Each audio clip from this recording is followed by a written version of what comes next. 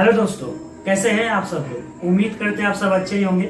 आज मैं आ गया अपने नए वीडियो को लेके। वीडियो शुरू करने से पहले जो हमारे चैनल में नए आए हैं, लाइक कमेंट शेयर जरूर कीजिए और सब्सक्राइब बटन को जरूर क्लिक कीजिए। आज जो हम वीडियो लाए हैं वो बहुत ही अच्छा होने वाला है।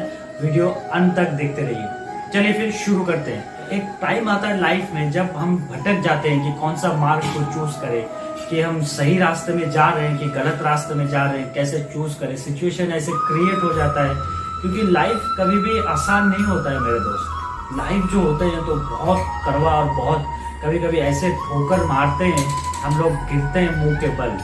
तो उस टाइम हम लोग कैसे रिएक्ट करेंगे, उस टाइम पे हम लोग कैसे उस सिचुएशन को हैंडल करेंगे कि सही रास्ते में जा रहे हैं कि गलत रास्ते में जा रहे हैं, कैसे चूज करेंगे, इस बारे में आज हम बात करने वाले हैं। कैसे अब लाइफ में जो होते हैं कि हमारे लाइफ में उतार चढ़ाव बहुत आते रहते हैं, बहुत ज्यादा, और ज्यादातर कठिनाइयों के अंदर ही गुजरते हैं। बहुत टाइम ऐसे होते हैं कि हम लोग ऐसे सिचुएशन हो जाता है कि लोगों को सुइसाइड करना पड़ता है। ऐसा भी तो सुसाइड के हाथ से बहुत ज्यादा बढ़ जाते हैं क्योंकि मेंटली जो प्रेशर होते हैं कि लाइफ ऐसा सिचुएशन क्रिएट कर देते हैं ना हमारे ऊपर, हमारे लिए, कि चलना कभी कभी मुश्किल हो जाता है। और तभी लगता है कि यार सब छोड़ देते हैं, सब जाने देते हैं और मर जाते हैं, या इस रास्ते में चले जाते हैं। पैसों का बहुत ज्यादा प्रॉब्लम हो जाता है, या फैमिली में झगड़ा हो जाता है। बहुत कुछ फेस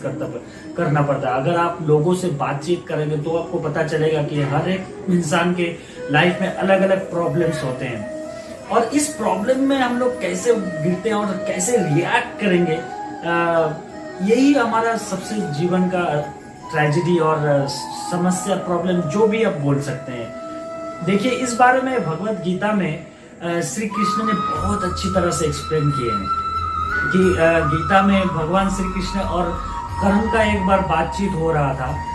कर्ण को श्री कृष्ण जी ने पूछा कि आप तुम क्यों इस राह में चले गए और तुम अधर्म के साथ कैसे जुड़ गए, क्यों उसके साथ दे रहे हो। तो इस बारे में जो कर्ण थे वो रिप्लाई करते हैं कि हे कृष्ण, मैं कैसे गलत हो सकता हूँ, मैं कैसे गलत हो सकता हूँ, आप मुझे बताइए। कि मेरे पैदा होते ही मेरी माँ मेरे को अलग कर देते हैं मुझसे। फिर मैं बड़ा होता हूँ, बड़ा होने के बाद जब मैं श्री गुरु द्रोणाचार्य के पास जाता हूँ शिक्षा के लिए, तब उन्होंने मुझे शिक्षा देने से मना कर देते, इनकार कर देते हैं क्योंकि मैं क्षत्रिय नहीं हूँ। फिर मैं परशुराम जी से शिक्षा लेना स्टार्ट कर देता हूँ, और जब उन्हें सच्चाई पता चलता है तो उन्होंने भी मुझे शाप देते हैं। और फिर अचानक से मेरे वानों के सामने एक गाय आ जाता है, और गाय के मालिक जो होते हैं वो मुझे बिना वजह मुझे अभिशाप दे देते हैं। फिर जब युद्ध के टाइम मेरे खुद की अपनी माँ मुझे तब आते हैं और अपना परिचय मुझे देते हैं जब उन्हें दूसरे बेटे को बचाना था। तब मुझे आके ये बताते हैं कि वो मेरे बेटे हैं और युद्ध में मेरा बेटा एक भी मरना नहीं चाहिए।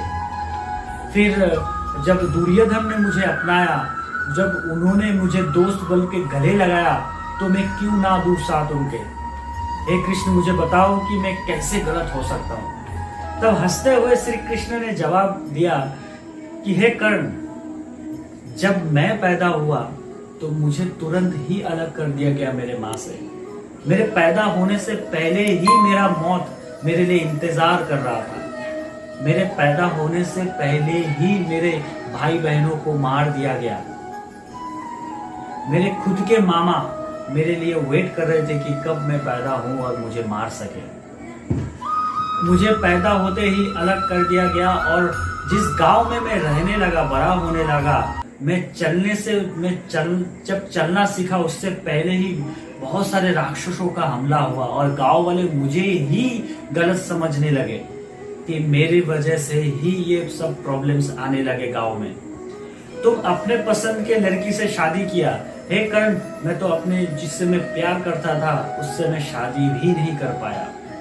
ये युद्ध में अगर तुम्हारा जीत होता है, अगर कौरवों का जीत होता है, तो सारे के सारा जो वाहवाही है और शाबाशी तुम्हें मिलेगा, और मैं अगर इस युद्ध में जीतता हूँ तो मुझे कुछ भी नहीं मिलेगा, बल्कि मुझे ये मिलेगा कि इस सारे मौत के कारण मैं ही हूँ, मेरी वजह से ये युद्ध हो रहा है। हे कर्म, प्रॉब्लम्स हर एक इंसान के जीवन में बहुत सारे वजह से बहुत सारे रूपों में आता है। हर एक इंसान के जीवन में बहुत सारे प्रॉब्लम्स होते हैं। अगर उस प्रॉब्लम्स जो वो तुम्हारे ऊपर आ रहे हैं, वो ये लाइसेंस तुम्हें नहीं देता है कि तुम अधर्म के साथ चले जाओ।